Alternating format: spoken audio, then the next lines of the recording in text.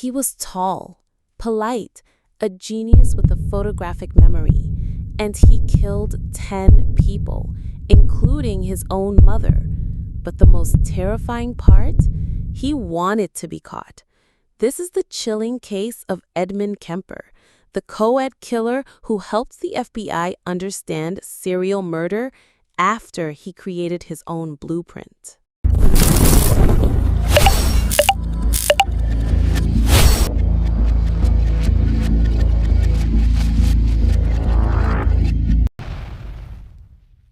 Edmund Emil Kemper III was born on December 18, 1948, in Burbank, California.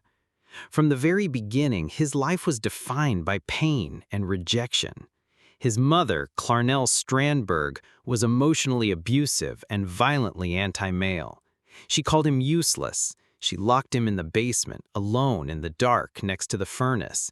She feared he might harm his sisters and forced him to live like an animal.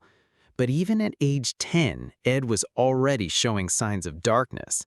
He decapitated his sister's dolls.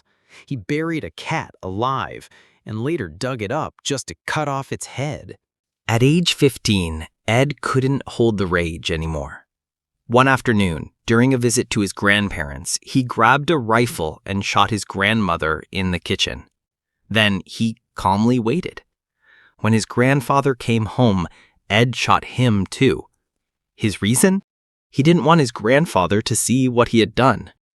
When asked why he killed his grandmother, he said, "I just wanted to see what it felt like to kill grandmother." Instead of prison, Ed was sent to Atascadero State Hospital for the criminally insane. There, doctors were stunned. He had an IQ of 145 and showed extreme manipulation skills. He read psychiatric textbooks, he memorized what to say during evaluations, he even helped diagnose other patients. At 21 years old, the state declared him rehabilitated and let him go. Kemper returned to live with his mother, the very woman he blamed for his twisted mind. She was still cruel, still controlling, and Ed was still dangerous. He enrolled in college. He made friends with local police officers. They nicknamed him Big Ed. He was polite, smart, charming. But at night, Ed drove around with plastic bags, knives, and ropes in his car. He picked up female hitchhikers. He imagined how it would feel to kill them. He wasn't reformed. He was rehearsing. From 1972 to 1973, young women began to disappear near Santa Cruz, California. They were students, hitchhikers. Ed picked them up in his car, drove to isolated areas, and murdered them. He strangled some, shot others, and then took their bodies home. He dismembered them in secret, kept body parts as trophies, and performed acts of necrophilia. Their names were Aiko Koo, Cindy Shaw, Rosalind Thorpe, and more. But the media only gave him one name, the co-ed killer. No one suspected Ed.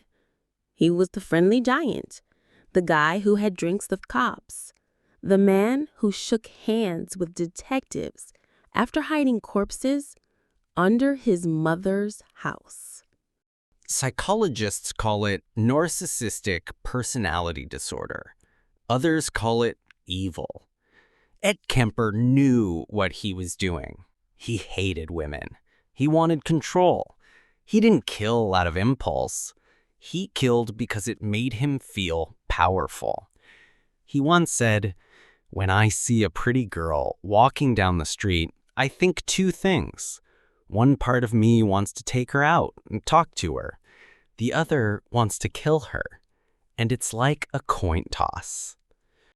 In April 1973, Ed finally acted on the fantasy that haunted him for years. He murdered his mother. He waited until she fell asleep, then struck her with a claw hammer. He decapitated her. He screamed at her severed head. Later, he placed her vocal cords in the garbage disposal because he couldn't stand her voice any longer. Then, he called over her best friend and killed her too. With no one left to hate, Ed packed a bag and drove away. 3 days later, in Pueblo, Colorado, Ed walked into a phone booth. He called the police. He confessed to all 10 murders, his mother included. At first, they didn't believe him. He called again, described the scenes in perfect detail. Police rushed to find him, and when they arrived, Ed was calm, cooperative, almost relieved. He told officers, "I just wanted it to stop." Ed Kemper is still alive. He's serving 8 life sentences at California Medical Facility. He spends his time reading books and recording audiobooks for the blind.